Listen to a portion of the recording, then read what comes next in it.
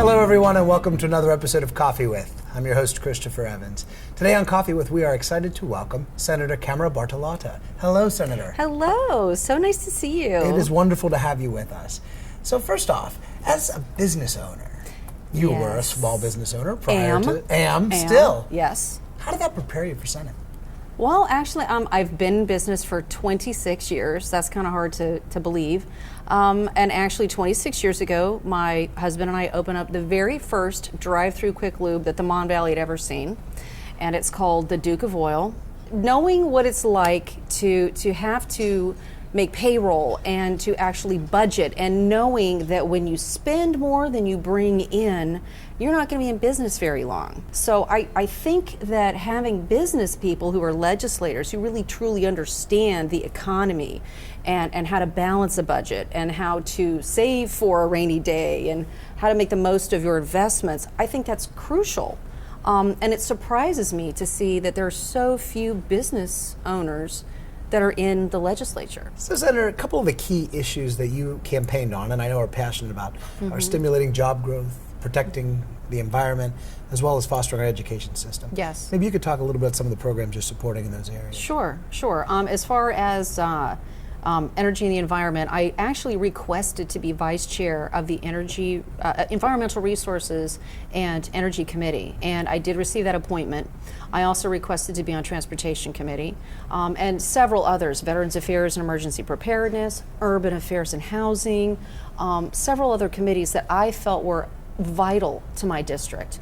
My district is District 46. That's all of Greene County, all of Washington County except for Peters Township, and 6 municipalities in Beaver County. Some of those municipalities throughout all of those counties are some of the most economically depressed that we have in the whole Commonwealth. So it's vital to me to really understand and to bring attention to issues like education. For what the environment, to me, as I was campaigning, I was telling people, look, I've been a business owner for 26 years. I'm very pro business, jobs, industry, and we have an incredible opportunity to take advantage of the Marcellus Shale industry, as well as coal that goes all through the entire district. But let's do it in the most responsible and safe way that we can. So sometimes there's a fine line, and sometimes you really have to investigate the ways in which the industry is doing things and really hold them accountable for sticking to the rules and doing what's safe and responsible. Speaking of Marcellus, the impact fee has gotten a lot of attention lately. Right. Maybe you could talk a little bit about that. If Governor Corbett had called it an impact tax, which truly is exactly what it is, instead of an impact fee, we wouldn't be having the conversations we're having right now with Governor Wolf. Corbett called it an impact fee because he made a promise: no new taxes.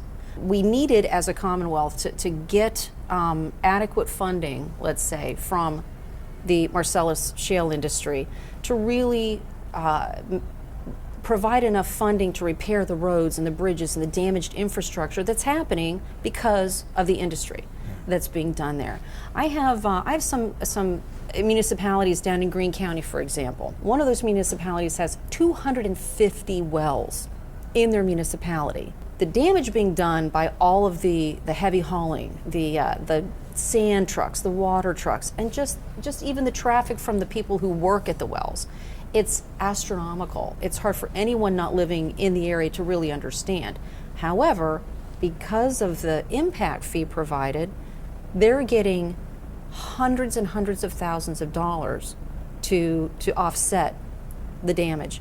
And on top of rebuilding the roads and bridges that's damaged, they've been able to provide playgrounds and a life flight helipad, new fire trucks, new ambulances. It's tremendous. We cannot give up the impact fee, and I will fight tooth and nail not to give it up and not to cap it as Governor Wolf has proposed with his budget.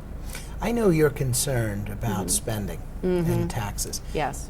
How can we be more efficient as a state with what we already have?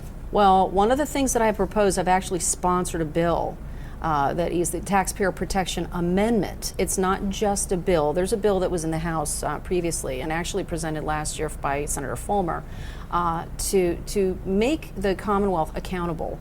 As a business owner, you know that you have to stick to a budget and you can't exceed your expenses within your budget.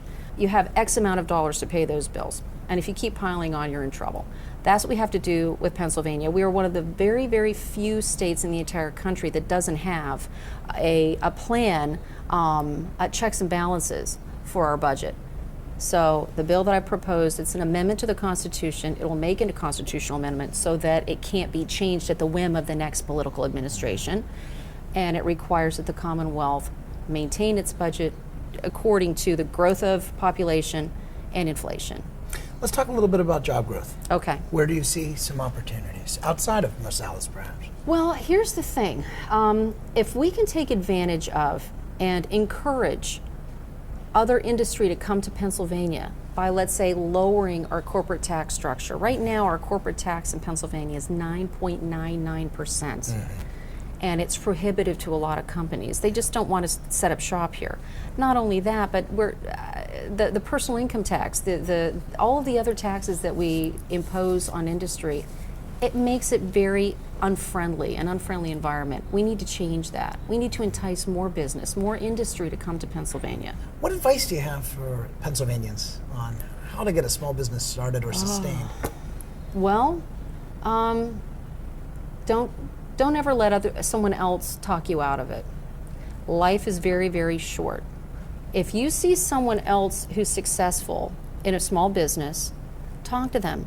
Find out how they did it. Learn from them. Go to some classes. Network with your community. Go to your Chamber of Commerce. They often have speakers that come to Chamber of Commerce meetings that are experts at establishing small businesses. How to get a loan, how to get a grant, even if maybe you're interested in a nonprofit. Get out there and do it. Ask questions, make phone calls, go to meetings, get active in your community. It's amazing what you can learn and find out. So along those same lines, let's talk about Pittsburgh as an Okay. ecosystem. There's a lot going on, a lot of growth and a lot of new opportunities. Yes. What do you attribute to the success of our region? I have always told people that there's 1 degree of separation in southwestern Pennsylvania. And it is amazing, and everybody watching, I know, has experienced this. I don't care who you talk to, where you go, I don't care where you go on the planet. You'll find someone who's from Pittsburgh or knows one person or is related to somebody who's from Pittsburgh or went to school with your mom or worked for your father or, knows your kids. Everyone here knows everyone, and it's such a wonderful, strong connection, and it's the best fraternity to say you're from Pittsburgh also, anywhere in the world. But to me, that was the magic of southwestern Pennsylvania. When I moved here from Los Angeles in 1986, I couldn't believe how close everybody was to each other, how they stuck up for each other, how they watched out for their neighbor. The words neighbor and community really, really mean something here. And again, I grew up in Los Angeles on a dead-end street. We lived there for 7.5 years. We knew 3 neighbors because their kids were our age. Nobody talks to anybody. But here, completely different story. Grandparents get to go watch their grandkids play baseball and, they're in midget football or go to their kids' plays and things. Immediate family and extended family had the luxury of staying in the same neighborhoods, the same communities, sharing the same history with people in their area. That's magic. When you start losing that, that's when you have more crime. Kids don't do as well in school, lack of motivation. It's just not a cohesive unit. I started seeing that happen about 10 years ago or so, maybe a little bit more than that.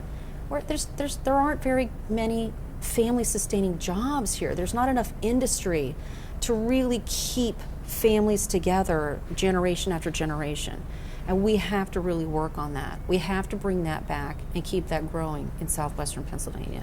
That makes a huge difference. So outside of being busy in the Senate and busy as a business owner, you're also involved with some important charities like the American Cancer Society. Yeah. Maybe spend a minute on sharing with our viewers some of the things you're involved with and what you're passionate about there. Well, I'm very passionate about Leukemia Lymphoma Society because my husband of 22 years passed away 5 years ago.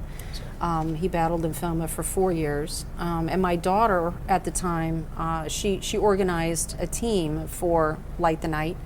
She actually was a team leader for 3 years.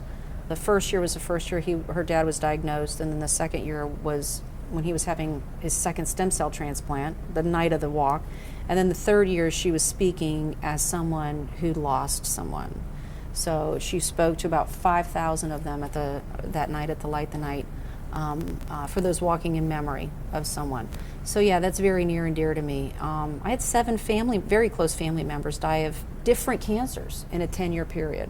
So that's another reason why I'm very concerned that we pursue the gas and oil industry, the coal industry, any industry, as safely and responsibly as we can. I mean, we have to really protect our water, our air, and our environment for our kids and those for everyone.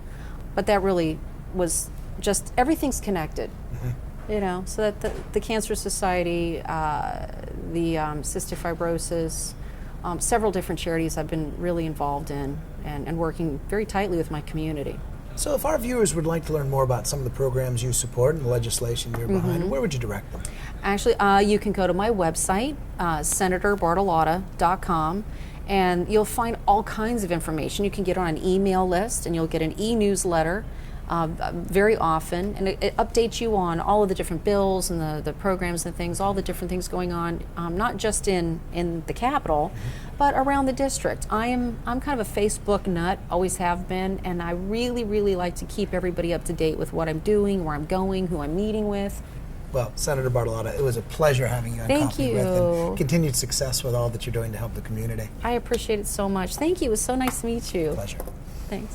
And thank you for joining us on Coffee With.